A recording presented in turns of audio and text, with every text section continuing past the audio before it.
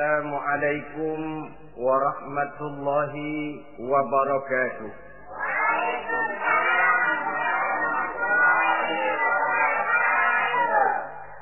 Bismillahirrahmanirrahim.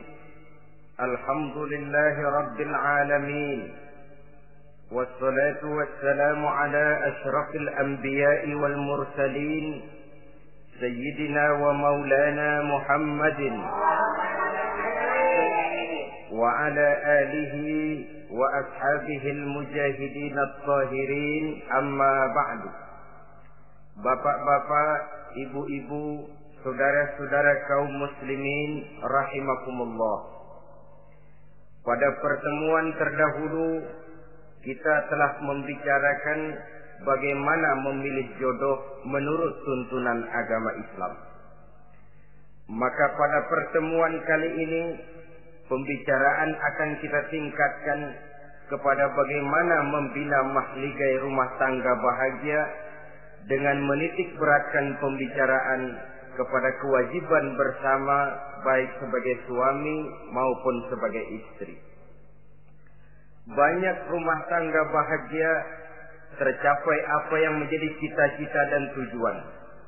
Tetapi tidak jarang rumah tangga yang tenggelam sebelum sampai ke pantai yang akan dituju.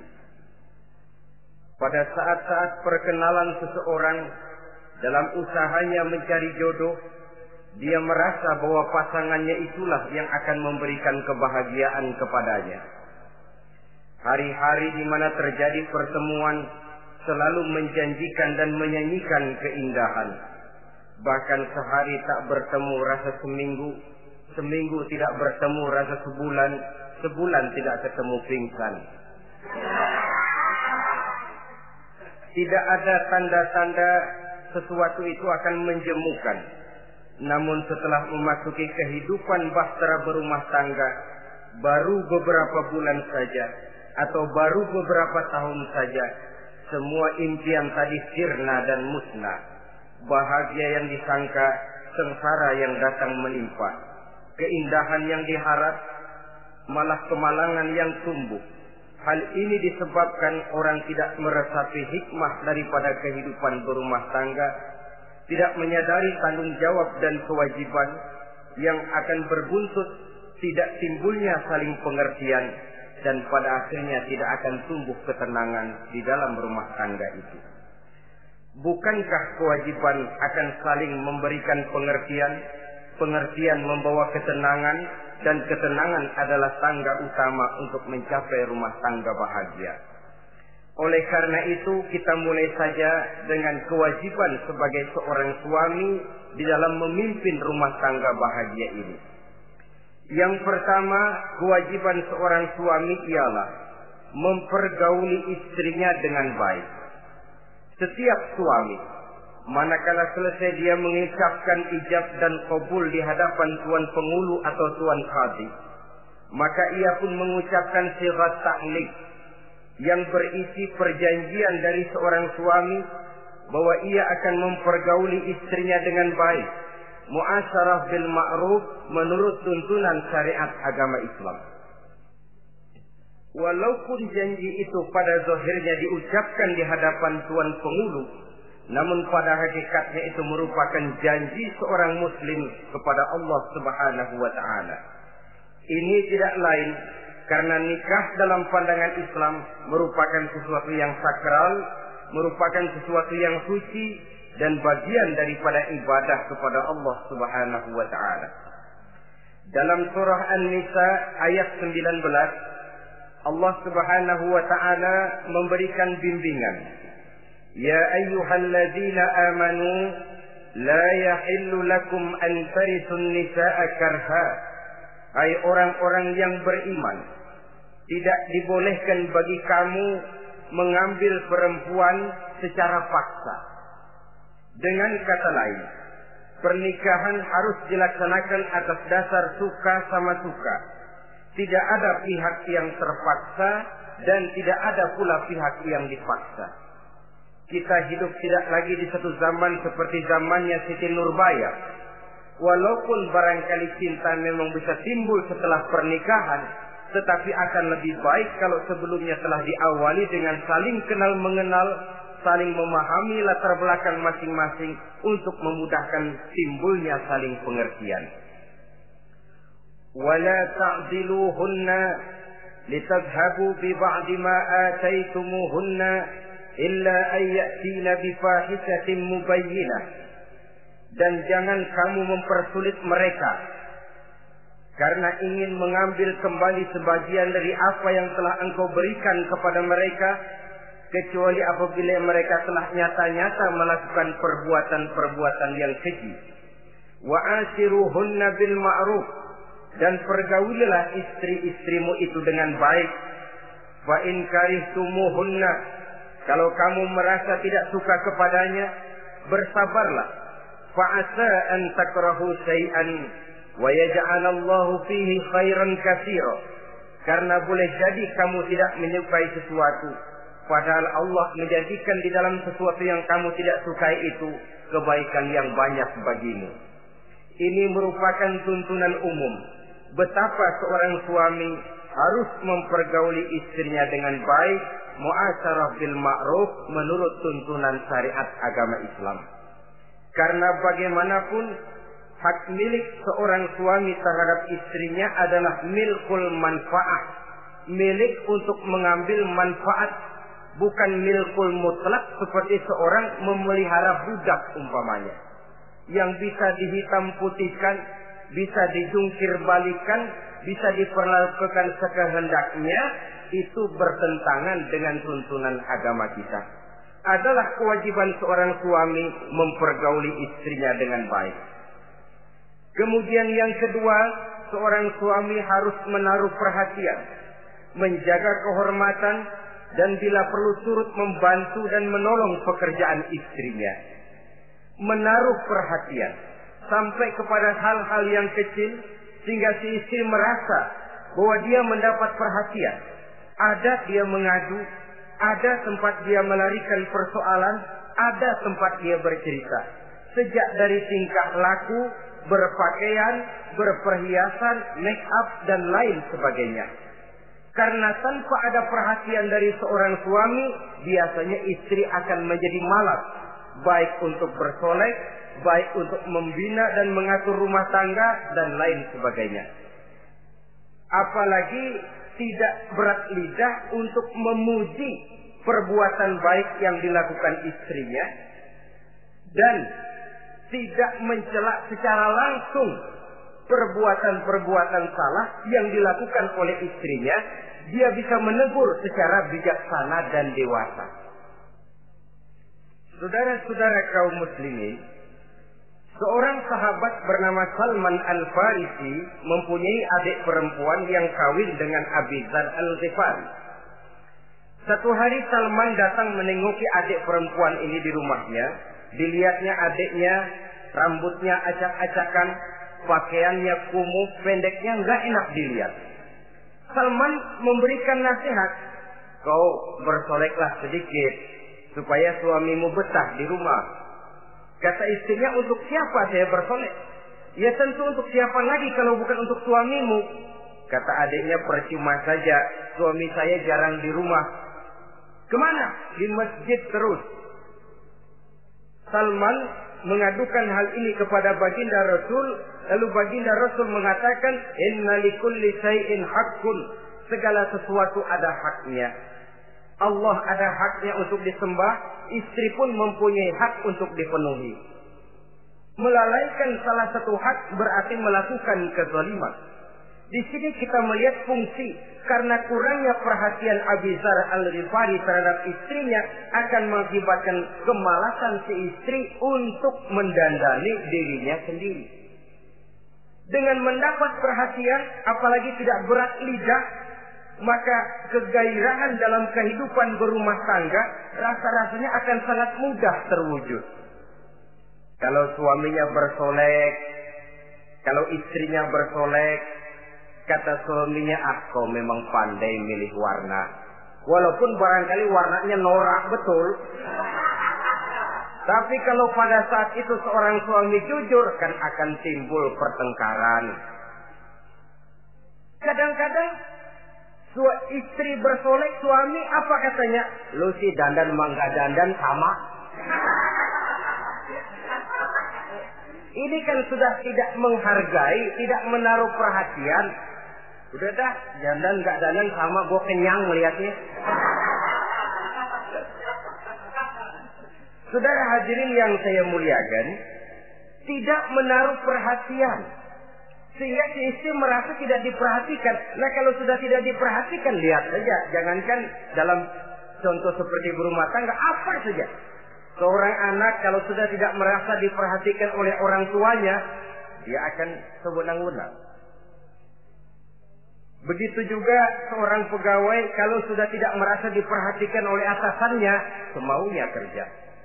Pun seorang istri kalau dia merasa sudah tidak diperhatikan oleh suaminya, akibatnya dia akan dandan semaunya, dia akan ngurus rumah tangga semaunya, dia akan memasak masakan semaunya. Nah kalau sudah semaunya begini, alamat tidak akan ada keharmonisan di dalam kehidupan rumah tangga itu sendiri. Suami yang baik sangat menaruh perhatian kepada istrinya, dari hal yang kecil sampai pun kepada yang sebesar-besarnya. Tapi tidak berarti nyeleneh. Apa itu nyeleneh? Menaruh perhatian bukan selalu mau ingin tahu. Jangan lantas suaminya yang beliin bedak, suaminya yang beliin. Itu nyeleneh namanya. Overacting. Terlalu berlebih-lebihan sampai kepada sesuatu yang tidak pada tempatnya. Di samping menaruh perhatian juga menjaga kehormatan. Dan bila ada waktu, dia turut membantu, menolong pekerjaan daripada istrinya. Bukankah seorang perempuan mau melakukan nikah dengan seorang laki-laki karena dia mendambakan hidup yang bahagia? Terus terang saja kan kadang-kadang istri kita ini lebih banyak borongan. Yang saya maksud borongan artinya ya sebagai istri ya dia, ya nyuci ya dia, ya masak ya dia, ya membersihkan rumah tangga ya dia. Istri borongan. Baiklah kalau barangkali memang kondisi ekonomi kita belum menunjang ke arah sana. Walaupun istri berkewajiban untuk taat kepada suami, tetapi adalah wajar suami pun tenggang rasa dan timbang-timbang. Rasulullah saja kadang-kadang dan tidak jarang menjahit bajunya sendiri, memperbaiki kasutnya sendiri. Artinya pada waktu yang terluang dan memang bisa dilakukan, jangan mengandalkan kepada istri. Dengan demikian istri merasa bahwa resiko membina rumah tangga adalah merupakan resiko bersama. Saudara-saudara, yang ketiga, seorang suami yang baik memperhatikan yaitu tidak mengeluarkan kata-kata yang kasar. Sebab apa? Perempuan adalah makhluk yang paling cepat tersinggung. Perasaannya sangat halus. Dan saya kira perempuan itu lebih sakit ditampar dengan bahasa daripada ditampar dengan tangan. Kalau ditampar dia dengan tangan, urusannya paling nangis 2-3 jam sudah sembuh. Tapi ditampar dia dengan kata-kata, ditampar dia dengan omongan, itu sangat menyakitkan hatinya. Seorang suami yang baik tidak mengeluarkan kata-kata yang menyinggung perasaan, kata-kata yang kasar. Dia pandai menggunakan kata-kata yang baik untuk menghidupkan rumah tangganya. Rasulullah seringkali memanggil Siti Aisyah itu dengan Humaira. Humaira dari kalimat ahmar yang kemerah-merahan. Sebab rupanya kulit Siti Aisyah itu kuning kemerah-merahan seperti tomat mengkel. Sehingga panggilannya Ta'ali ya Humaira, kemarilah wahai yang kemerah-merahan. Alangkah indahnya panggilan ini. Kadang-kadang kita mah jujur suami ini. Ketahuan istri bongkok, enak banget bongkok, sini loh.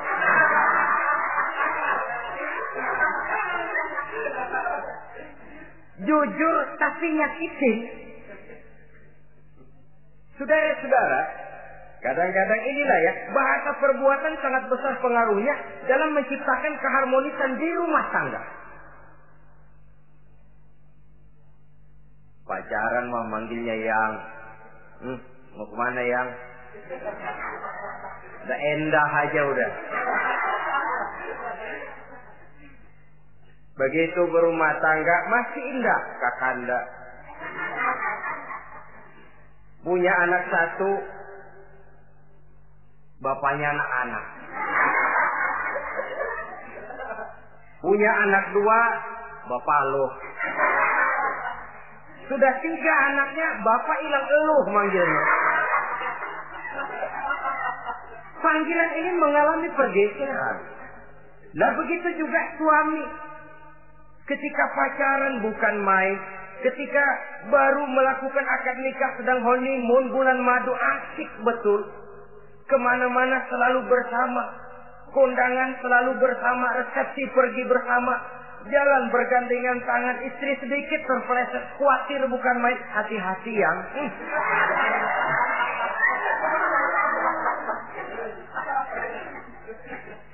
Sudah anak 3, istri ngajak kondangan, kata suami, lo pergi duluan aja dah.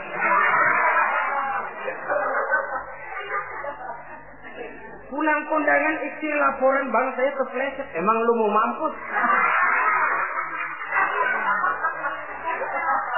Kejam betul. Hilang panggilan yang tadinya begitu mesra. Saudara hadirin yang saya muliakan, ini kata-kata. Kelihatannya kecil, sederhana, tapi sangat besar pengaruhnya dalam menciptakan rumah tangga yang bahagia ini. Oleh karena itu, soal isi hati kita, itu urusan gaib yang tahu cuma Allah. Orang lebih dahulu lihat penampilan, dan dari penampilan ini yang dinilai adalah kata-kata kita. Oleh karena itu, seorang suami yang baik, dia tidak mengeluarkan kata-kata yang menyinggung perasaan. Kalaupun dia marah betul, dia tidak mencaci maki secara langsung. Dia bisa menggunakan kata-kata kiasan. Maka agama memberikan tuntunan, kalau seorang suami marah, jangan memukul muka. Dan mukul pun bagian terakhir. Jangan jalan pertama. Kadang-kadang ada juga loh Pak, suami marah sama istri persis korambil ngebugin maling. Aduh, gelebuk gak karuan.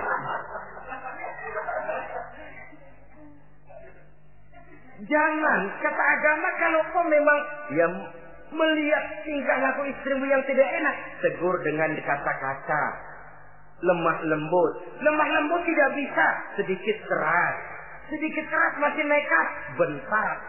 Bentak pun tidak bisa juga, pisah tempat tidur. Pisah tempat tidur masih tidak bisa juga, pukul. Jangan mukanya, bagian lain dari tubuh. Itu pun tujuannya bukan untuk menyakiti, tapi untuk mendidik. Saudara hadirin, misalnya istri tidak sholat, suami tampil, bu sholat. Mbok ya malu sama tetangga kalau nggak sholat. Dengan lemah lembut masih tidak kena. Besok kencengan dikit ngomongnya. Mari kan udah saya bilangin sholat 2 kali, belum mau juga. Oh sholat jadi. Mulai naik tensi omongan. Masih nekat. Begini saja. Saya dari kalem sampai bentak udah. Sekarang kamu nggak mau juga sholat, saya mulai nggak enak pikiran. Mulai ntar malam kamu tidur kamar depan, saya kamar belakang. Pisah tempat tidur. Kadang-kadang kan nggak kuat emosi kalau sudah marah sama istri, ngebludak kalau istri diusir, udah pulang ke rumah moyangmu.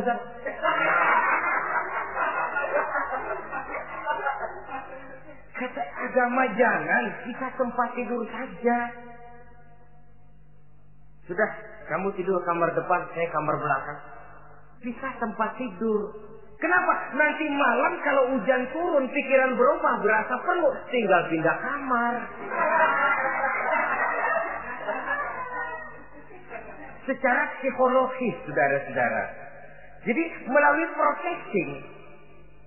Oleh sebab itu, kata-kata sangat besar pengaruhnya di dalam membina kehidupan berumah tangga.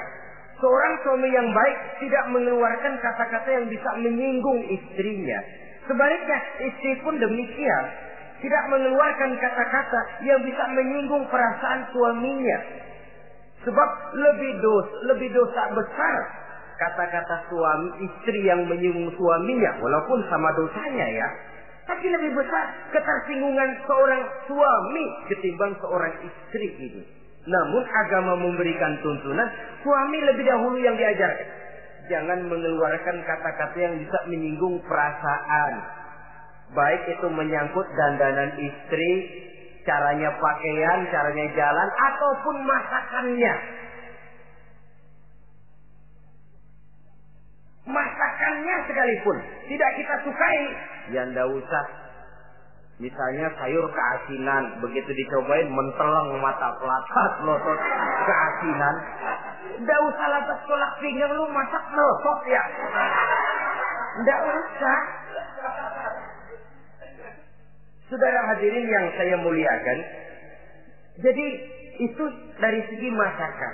Dari segi pakaian, umpamanya istri kita berpakaian tidak sesuai dengan tuntunan agama, cukup kita bisa berkata, pakaianmu sebenarnya bagus, motifnya, potongannya, kainnya, cuma mbok kok kelihatannya kok potongan badanmu kok kelihatan betul dengan terbungkus pakaian seperti itu. Alangkah lebih baiknya, nah dengan demikian istri nggak terlalu tersinggung daripada sudah dandan bagus-bagus. Lalu istri suami ngobrol kata yang gak enak. Bagus lo kayak nangka dikerosorin.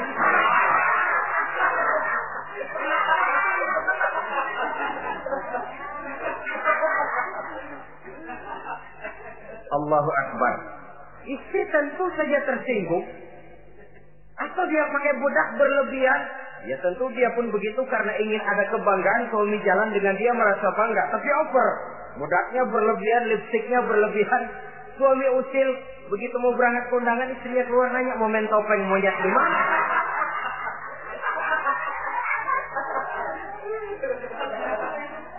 Tentu dia akan tersinggung karenanya.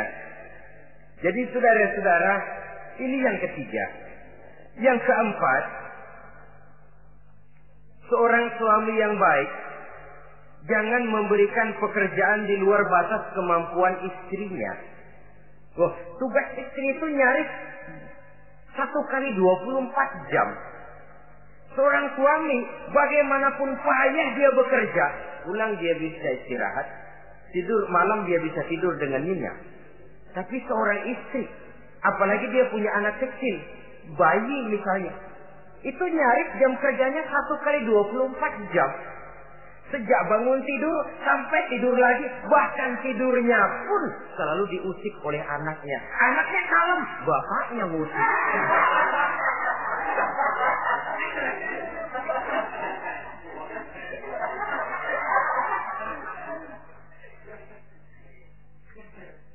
Jadi jangan memberikan pekerjaan di luar batas kemampuan. Kata pepatah, "Iza aradta an tuta'a fasal ma yustata." Apabila kamu ingin ditaati, perintahkan apa yang orang mampu mengerjakan. Jadi kalau kita memerintahkan seseorang untuk melaksanakan sesuatu yang dia jelas tidak mampu, itu artinya sama dengan kita tidak ingin ditaati oleh orang itu. Bukan dia tidak mau taat, jenis pekerjaan yang kita berikan di luar batas kemampuannya. Nah kalau sudah begitu, tentu saja lalu ketaatan akan menurun jadinya. Tadi sudah saya katakan, kadang-kadang istri kita ini istri borongan. Dalam arti, ya dia masak, ya dia nyuci, ya dia ngepel, ya dia ngejemur, ya dia ngetriska. Borongan. Terlalu berat tugasnya. Oleh karena itulah seorang suami yang baik, dia harus tenggang rasa, timbang diri, tidak memberikan pekerjaan yang di luar batas kemampuan daripada istrinya. Kalau tidak mampu karena merasa dimanjakan oleh istri suaminya, karena merasa dapat angin dimanjakan, mestinya mampu, lalu berpura-pura tidak mampu. Apalagi istrinya suaminya sedikit-sedikit mau menolong dia. Jadi posisi ini nanti bisa berbalik loh. Karena terlalu memanjakan istri bisa membludak. Akhirnya suami yang nyuci, suami yang neriska, istri tidur. Walaupun tentu saja tidak jelek, tetapi itu sudah overacting namanya. Saudara hadirin yang saya muliakan, itu yang keempat. Yang kelima, kewajiban seorang suami yang baik, ia mencukupkan belanja rumah tangga. Cukup itu relatif. Cukup menurut ukuran standar kemampuan kita. Sebab kemauan kita mungkin tidak terbatas. Tapi kemampuan kita yang terbatas. Kalau kemampuan ini bisa kita ukur dengan kemampuan, insya Allah kita cukup. Dan pernah saya katakan, orang kaya adalah orang yang hidupnya paling cukup. Salah kalau kita berkata orang kaya itu yang rumahnya gedung bertingkat. Tidak betul orang kaya itu yang mobilnya 5, yang gajinya jutaan, yang kebunnya lebar, yang pabriknya luas. Tidak. Orang kaya, orang yang hidupnya cukup. Orang miskin, orang yang selalu merasa kurang. Jadi kalau ingin jadi orang kaya, resepnya gampang sekali. Cukup dengan apa yang diberikan Allah, kita sudah kaya. Tapi kalau ingin miskin, maka bukalah mata selebar-lebarnya. Bagaimanapun banyak nikmat Allah diberikan kepada kita, tidak pernah ada rasa cukupnya. Dikala itu akan tertanam sifat kemiskinan dalam diri. Maka ukuran cukup ini yang relatif. Jadi kalau kita memang ekonomi menengah ke bawah, jangan ingin cukup seperti halnya ekonomi menengah ke atas. Nah, saudara-saudara, di samping belanja rumah tangga yang menyangkut makan, minum, pakaian dan sebagainya, bila ada kelebihan rezeki, juga perhiasan untuk istri. Karena istri itu zinatul hayatid dunia, perhiasan hidup di dunia. Jangan lalu berat hati, kan suami yang peras keringat banting tulang pergi pagi pulang sore. Mestinya suami dulu dong cukupi pakaiannya. Betul, kelihatannya memang begitu, tapi jangan lupa istri kita bagian daripada hidup kita. Baik dia dilihat orang, baik kita disebut orang. Jelek dia dipandang orang, jelek juga kita disebut orang. Dia adalah bagian daripada kehidupan kita. Orang kan sering bilang tuh, Mpo Ano, kenapa? Gue gerah banget ngeliatnya. Emang kenapa? Emang kenapa dia? Ke pasar pakai kutang doang.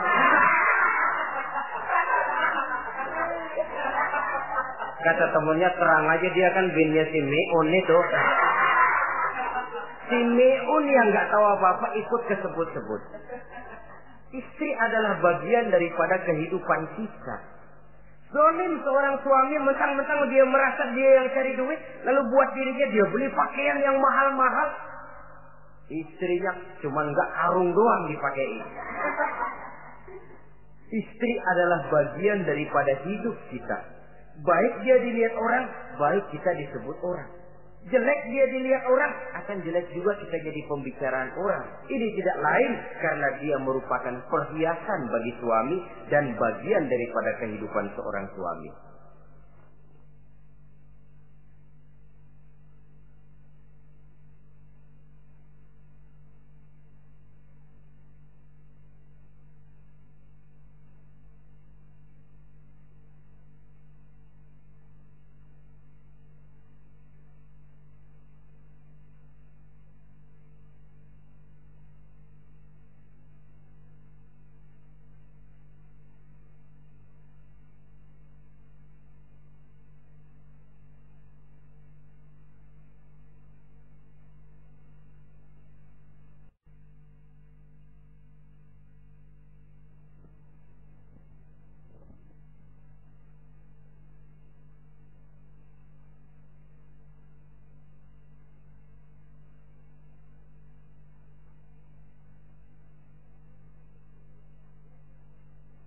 Adalah satu perbuatan zalim misalnya, kalau seorang suami manakala dia beroleh rezeki parkir di restoran.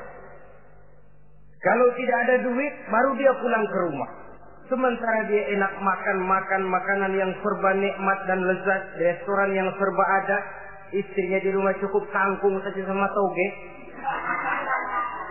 Adalah satu perbuatan yang zalim dan istri berhak menuntut karena itu memang merupakan haknya. Begitu besar nilai pahala memberikan nafkah ini, Sampai-sampai Nabi dalam hadis yang diriwayatkan oleh Imam Muslim dan Ahmad bersabda, dinarun anfaqtahu fi sabilillah wa dinarun anfaqtahu ala rukbatin wa dinarun tasaddaqta ala miskin wa dinarun anfaqtahu ala ahlika a'zamuha ajran allazi anfaqtahu ala ahlika. Uang yang kamu belanjakan di jalan Allah, uang yang kamu belanjakan untuk membebaskan budak, uang yang kamu sedekahkan kepada orang miskin, dan uang yang kamu belanjakan untuk nafkah keluargamu, pahalanya itu lebih besar uang yang kamu belanjakan untuk nafkah keluargamu. Ya Allah. Jadi rupanya nilainya sedemikian besar. Saudara hadirin yang saya muliakan, ini kewajiban yang keempat. Yang kelima maksud saya. Yang keenam, kewajiban seorang suami, dia berusaha untuk meningkatkan pengetahuan daripada istrinya, membimbing. Sebab selain daripada berfungsi sebagai seorang suami, dia juga adalah guru daripada istrinya. Kalau dia tidak bisa membimbingnya secara langsung, setidaknya doronglah istrinya untuk ikut menghadiri pengajian, majelis-majelis taklim, bergaul dengan ustazah-ustazah, sehingga terdapatlah peningkatan pengetahuan. Paling kurang pergaulannya bertambah luas, cakrawala pandangannya juga tidak jadi sempit karenanya. Sebaliknya, peluang ini pun harus dimanfaatkan oleh istri dengan sebaik-baiknya, dengan niat yang ikhlas keluar dari rumah untuk mencari ilmu pengetahuan. Yang repot kadang-kadang dari rumah berangkat ngaji, sampai di pengajian suaminya diakur-akurin.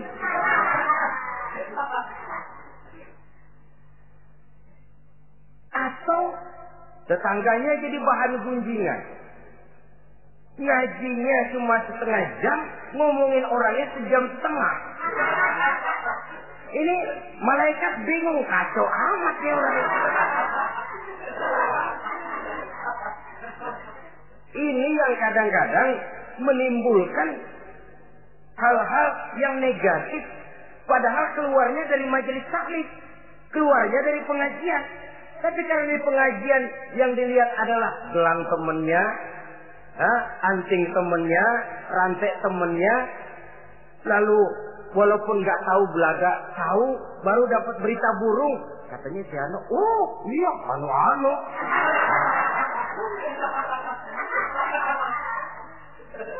Saudara hadirin yang saya muliakan, akhirnya nanti kan suami jadi pegel. Lu kok disuruh ngaji bukan mikir bener, pulang malah gua digonggong-gonggong minta gelang, bagaimana? Rupanya tidak memanfaatkan peluang yang diberikan itu seperti yang seharusnya. Jadi kalau memang seorang suami tidak bisa membimbing istrinya dalam arti meningkatkan ilmu pengetahuannya, doronglah dia, berikan kesempatan untuk menghadiri pengajian, majelis-majelis taklim yang akan lebih membuka nuansa pergaulan, lebih meluaskan pandangannya, dan ada refreshing. Nah ini penting.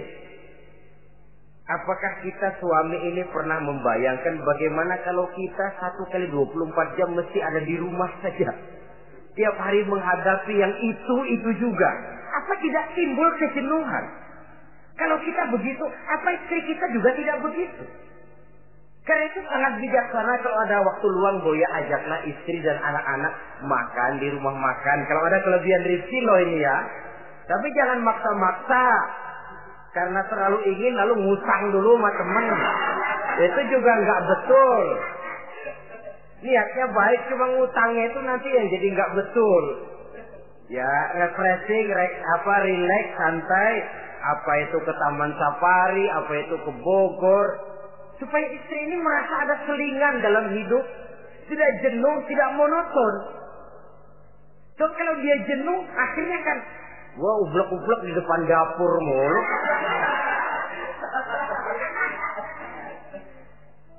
Saudara hadirin yang saya muliakan, kejenuhan ini pada suatu saat akan meledak. Nah, kalau meledak tanpa tersalurkan, dia akhirnya akan mencari saluran sendiri. Iya kalau positif, kalau negatif, inna lillahi wa inna ilaihi raji'un jadinya. Oleh karena itu, seorang suami yang baik berkewajiban meningkatkan pengetahuan istrinya. Sebab boleh jadi istri tidak melaksanakan kewajiban karena tidak tahunya. Dan kalau istri nggak tahu, jangan digoblok-gobloki. Mestinya dibimbing, diberikan kesempatan ngaji. Kamu sih disuruh gini aja kok nggak bisa, emang goblok aku nih. Memang bukan dibimbing malah digoblok-gobloki. Kalau istri kan apa ya? Bahasa Prancisnya nelongso. Apa nelongso? Narik diri. Apa katanya? Gue tahu lu goblok, lu ngapa kawin sama gue? Nah.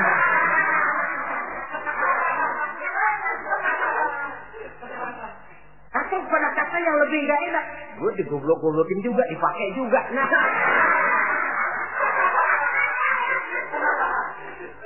Kan lebih gak enak lagi tuh. Jadi saudara-saudara, hal-hal yang memerlukan kesabaran ini memang menuntut kedewasaan dari seorang suami. Dia kalau baru 1-2 bulan berumah tangga, segalanya masih menjanjikan dan menyanyikan keindahan. Tapi makin hari kita bergaul di rumah tangga, kita makin tahu karakter, mental, watak daripada istri. Kekurangannya mulai kelihatan, keburukan wataknya mulai nampak. Dikala itulah kita sebagai suami harus dewasa, sabar, membimbing mereka. Kalau waktu 2-3 bulan pertama di rumah tangga namanya honeymoon, segalanya indah. Mana ada kekurangan? Masa keasinan, lezat. Nasi kekerasan, asyik. Segalanya nggak pernah salah, selalu betul. Suami, istri masak keasinan. Lihat si suami melotot makan, nanya, "Bang, sayur keasinan?" Enggak. Soal keasinan bagus. Keasinan masih bagus. Kenapa? Udah endah aja. Tapi mampukah ini bertahan? Ini yang jadi masalah, mempertahankan suasana kebaruan itu. Saudara hadirin yang saya muliakan, yang ketujuh, kewajiban suami ini, suami yang baik memberi kesempatan kepada istri untuk nengok, bersilaturahmi dengan orang tuanya, kerabatnya atau tetangganya. Walaupun nanti ya, istri tidak boleh menggunakan ini secara salah. Karena apa? Karena orang tua dan mertua itu cuma istilah. Hakikatnya ya sama, yang mertua ya orang tua. Ya apalagi orang tua. Itu cuma satu istilah. Perbedaan istilah tidak harus menyebabkan kita berbeda sikap. Jangan kalau mertua yang datang, suami curiga. Kalau istri didorong-dorong. Babelu tuh datang. Babelu katanya. Lalu belum apa-apa sudah bersangka biasa Babelu. Biasa katanya. Nah, biasa ini sudah gak enak tuh. Biasa datang bawa jeruk, pulang minjem duit. Allahu Akbar. Ini kan sudah menanamkan rasa gak enak. Malah akan lebih baik kalau mertua yang datang, suami menyambut lebih dahulu. Sehingga akan nampak kecintaannya. Tidak lagi membedakan antara mertua dengan orang tua, karena cuma sekedar istilah. Memberikan kesempatan. Dan seorang istri pun, walaupun akan ke rumah orang tuanya sendiri, izin suami itu wajib. Jangan merasa, saya kan mau ke rumah orang tua sendiri, kepada orang tua kan ibadah, wajib, betul. Tapi setelah punya suami, ranking pertama suami. Bukankah saudara pernah dengar satu riwayat, seorang sahabat akan pergi jihad di jalan Allah, perang membela agama. Ketika akan berangkat, dia pesan sama istrinya, aku mau perang membela agama. Aku pesan, kalau aku belum pulang ke rumah, kau jangan keluar rumah. Baik bang, berangkatlah si suami dengan iringan doa istrinya. Nah, ini istri yang baik ya. Suami pergi kantor, istri doa. Di situ letak kerjasama. Suami buka warung, istri sembahyang duha. Di situ letak kerjasama. Ya Allah, kata istri dalam doanya itu, mudahkan rezeki suami saya. Kalau memang rezekinya masih di langit, turunin ya Allah. Kalau masih terpendam di perut bumi, keluarkan ya Allah. Kalau masih jauh, dekatkan ya Allah.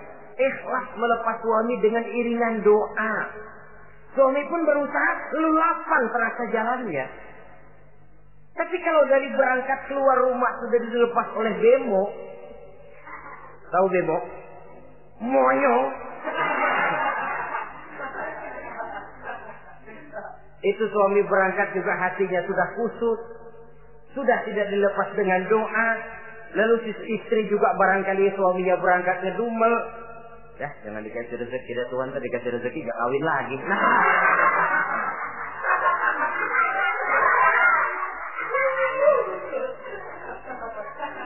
Kalau sudah semacam ini yang terjadi, bukankah masing-masing yang berangkat pikiran kusut, yang melepas pun pikiran gak enak jadinya. Di situ letak kerjasama.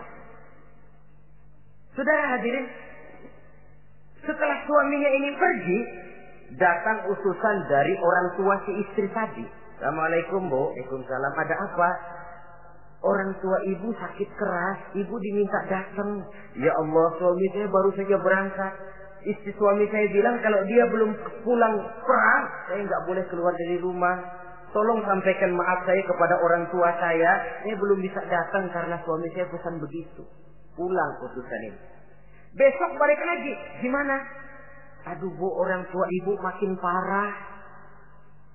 Kelihatannya nggak ada harapan datang dah sebelum menghembuskan nafas yang terakhir. Suami saya belum pulang. Saya nggak berani keluar rumah sebab begitu pesannya. Sudah, pulang saja. Saya ikut doa, mudah-mudahan orang tua cepat sembuh. Besoknya hari ketiga utusan ini datang lagi. Bagaimana? Sudah meninggal Bu. Barangkali sebelum dikubur ibu masih mau ketemu. Maaf saja. Bagaimanapun berat hati saya, suami saya belum pulang. Pesannya tadi begitu. Ini rupanya utusan kesel. Ini orang sama orang tua sendiri gini-gini amat. Lalu lapor kepada baginda Rasul. Apa jawab beliau? Baginda Rasul malah berkata, dosa orang tua yang meninggal ini sudah diampuni oleh Allah karena dia mempunyai anak perempuan yang begitu taat kepada suaminya.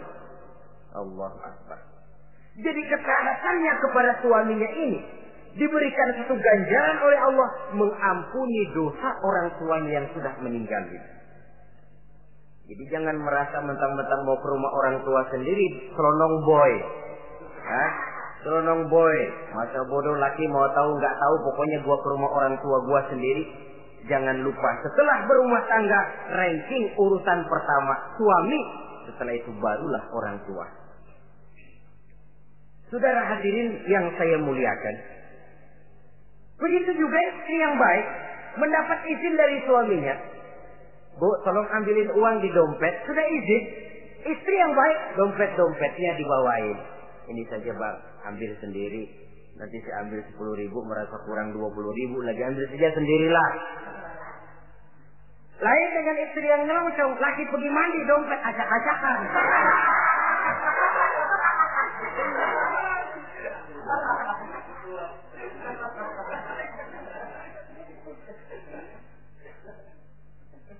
Saudara hadirin yang saya muliakan, baik silaturahmi itu kepada orang tua atau kerabat, famili, andai tolan, keluarga lain, ataupun tetangga.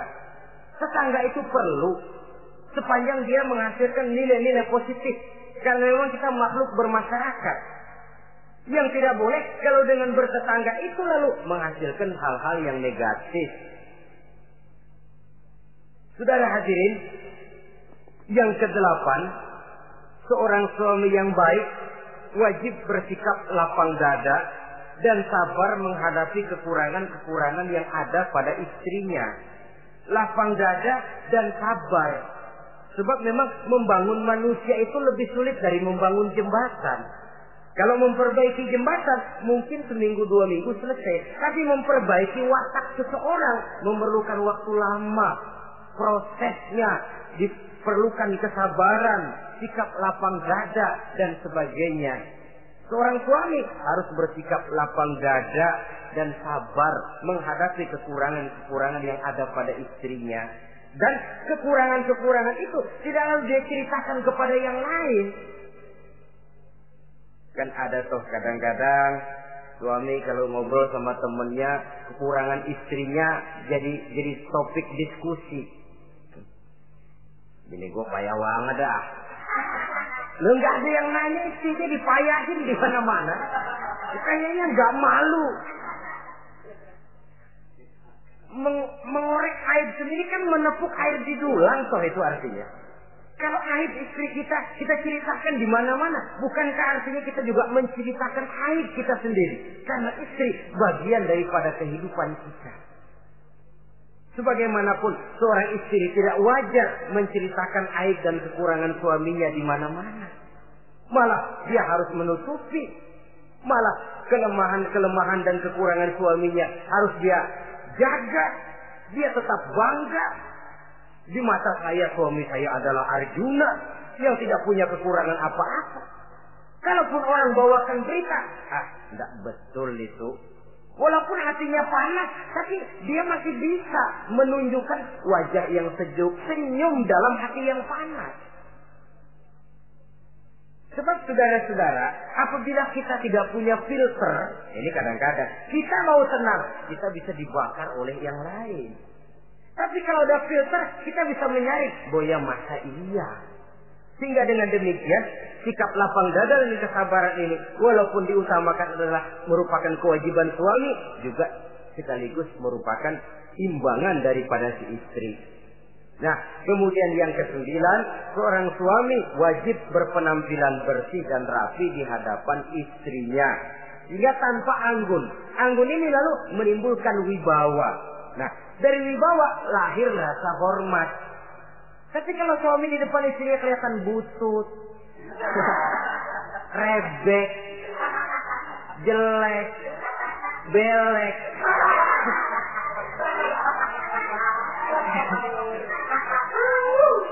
kata istrinya jodoh gua apes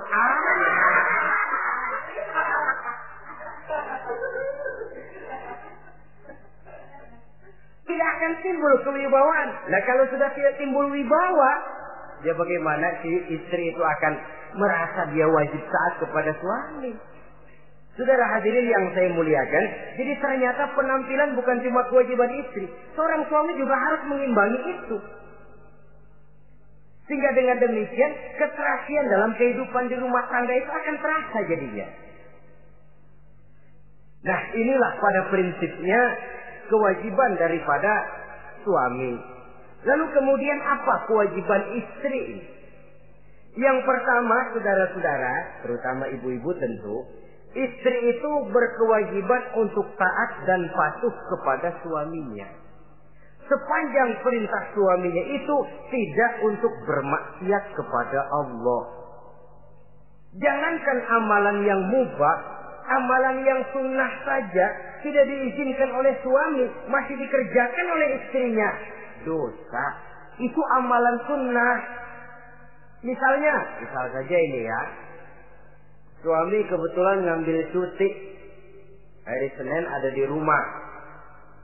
Begitu malam Senin, kata si istri, "Bang, besok kan hari Senin, saya mau puasa sunnah." Karena istrinya santri, biasa puasa Senin Kemis. Kata suaminya, "Lu tega amat, gua tumben perek Senin. Senin ada di rumah lalu mau puasa, gua lu suruh ngapain?" Umpamanya lo ya, umpama.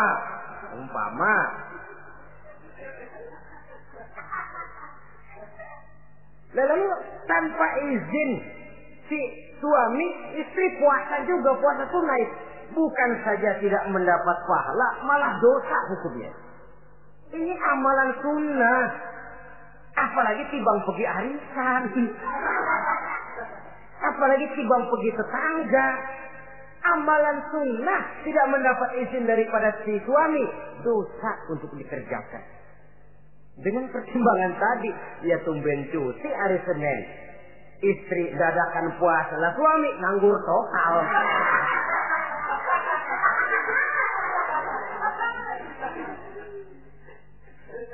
Saudara hadirin yang saya muliakan, Nabi bersabda, "Ayyuma imra'atin matat wa zawjuha anha radin illa dakhalatil jannah."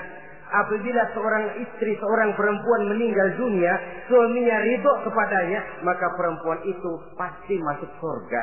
Ini artinya kalau seorang perempuan meninggal dunia, ya dia tukang ngaji, ya puasa Senin Kemisnya rajin, ya sujudnya hebat, tapi dia meninggal suaminya enggak ridho, pintu surga belum dibukain sampai suaminya ridho kepadanya.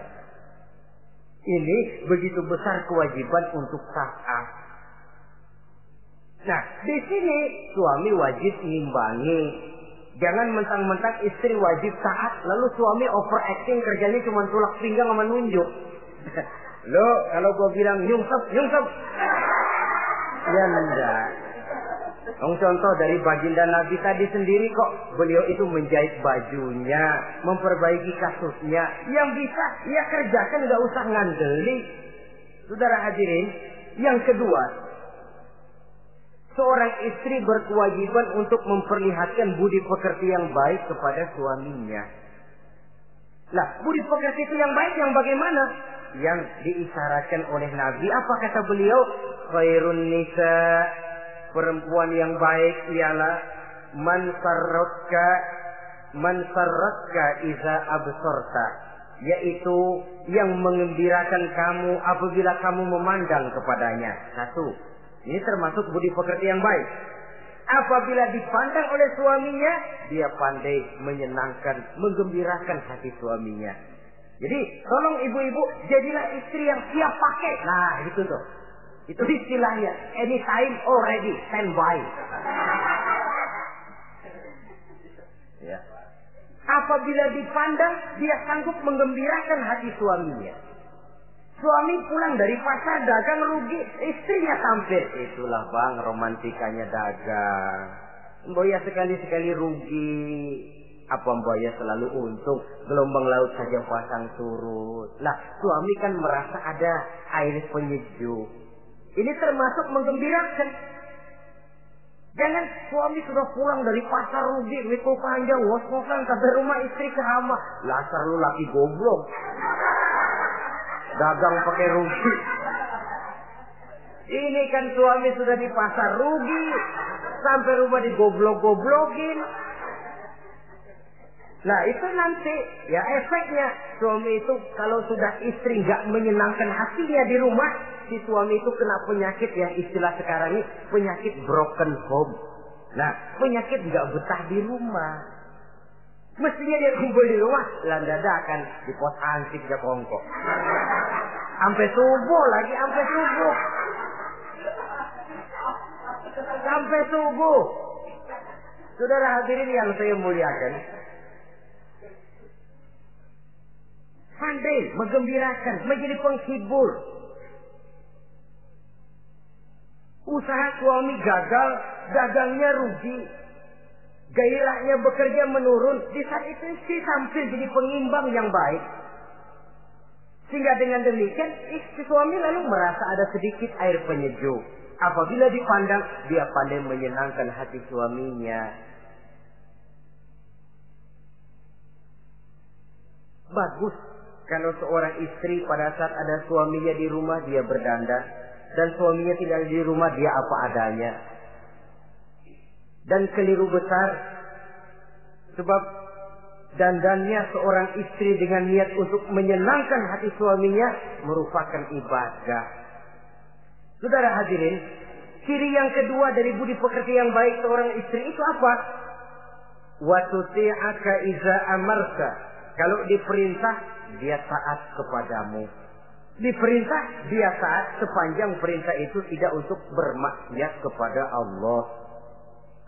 Yang ketiga lagi cirinya watahfazu ghibataka fi nafsiha wa malika.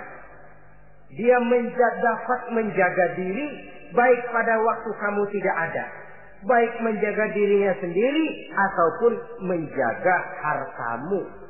Tidak menggunakan kesempitan di dalam kesempitan. Ini ciri dari budi pekerti. Yang ketiga, sekarang kewajiban seorang istri dapat mengatur rumah tangga dengan baik dan rapi. Mengatur rumah tangga itu kan tidak perlu biaya yang mahal-mahal. Asal ditempatkan pada tempat yang serasi, komposisi warna yang cocok, tidak perlu perhiasan yang mewah-mewah. Orang lalu terkesan, rumahnya ini sejuk ya. Kenapa? Tata ruangannya kok enak dilihat, apik. Enggak karena mentang-mentang semua kepengen dilihat orang, semua ditaruh di ruang tamu. Sampai tempayan piring naik ke ruang tamu semua. Walaupun mahal, tapi kalau tidak pada tempatnya kan orang lalu, ini kok terlalu amat ya. Dapat menata. Dan menata ini tentu karena pergaulan. Saudara hadirin yang saya muliakan, sehingga dengan demikian ada suasana kebetahan. Orang di rumah itu merasa seperti, itulah yang dikatakan Nabi, baiti jannati, rumah tanggaku laksana surga bagiku. Laksana kebun, tempat di mana kita melepaskan lelah, tempat di mana kita menemukan ketenangan, tempat di mana kita menemukan refreshing dari segala kejenuhan dan kelelahan akibat tugas-tugas yang kita hadapi, baik di kantor, di tengah masyarakat, di pasar dan lain sebagainya. Yang keempat, jangan menambah kesulitan suami. Syukur kalau malah bisa membantunya. Bahwa ada seorang istri yang bekerja itu bagus, asal bisa menjaga diri dan bisa menjaga kepercayaan dan kehormatan daripada suaminya. Dan suami pun yakin bahwa jenis pekerjaan yang dikerjakan oleh istrinya itu tidak bertentangan dengan agama. Tapi malah kalau si suami yang mempekerjakan istrinya, mengeksploitir istrinya, ini zalim. Istrinya yang disuruh kerja, suami ongkang-ongkang kaki di rumah, istrinya yang peras keringat banting tulang. Ya kalau kerja, kalau dikerjain lebih parah lagi. Kan tidak sedikit toh problema rumah tangga semacam ini. Sehingga dengan demikian akhirnya apa? Kendali rumah tangga di tangan istri. Karena istri merasa dia yang cari duit. Istri merasa dia yang berusaha. Kenapa dia tidak mengendalikan rumah tangganya? Dikala itu jatuhlah suami di bawah komando istrinya. Hilang wibawa, hilang karisma, tidak ada ketakutan. Malah akhirnya berbalik seolah-olah si suami jadi istri dan si istri menjadi suami. Apalagi di zaman seperti sekarang. Walaupun pekerjaan sulit, tapi mereka yang punya wajah cantik, mudah senyum, gampang bergaul, dan mau obral. Tentu banyak saja lapangan kerja yang nyata-nyata bertentangan dengan agama. Nah, yang terakhir, kewajiban daripada istri ialah hemat, cermat, rajin, dan pandai menyimpan. Kalau dia dibelikan perhiasan oleh suaminya, niatnya tidak lain. Pertama, menyenangkan hati suaminya. Yang kedua, berjaga-jaga kalau nanti ada kesulitan, toh perhiasan ini bisa dimanfaatkan. Tidak untuk show, tidak untuk sombong-sombongan, tidak untuk hebat-hebatan, tapi dua hal yang jadi pilihan utama tadi. Dengan sikap hemat, cermat, rajin, dan pandai ini, menyimpan, memanfaatkan, dan menggunakan, maka nilai ekonomi di rumah tangga insya Allah akan mengalami stabilnya. Dengan demikian saudara-saudara, secara sepintas kewajiban suami dan istri sudah kita bicarakan. Dengan saling melaksanakan kewajiban akan timbul saling pengertian, dari pengertian akan timbul ketenangan, dari ketenangan insya Allah akan terwujud rumah tangga yang bahagia. Insya Allah nanti pembicaraan akan kita lanjutkan yang mengenai kewajiban bersama dan kewajiban orang tua terhadap anak-anaknya. Mudah-mudahan ini bermanfaat. Terima kasih atas perhatian saudara. Mohon maaf atas segala kekurangan. Usikum wa nafsi bitaqwallah. Wassalamualaikum warahmatullahi wabarakatuh.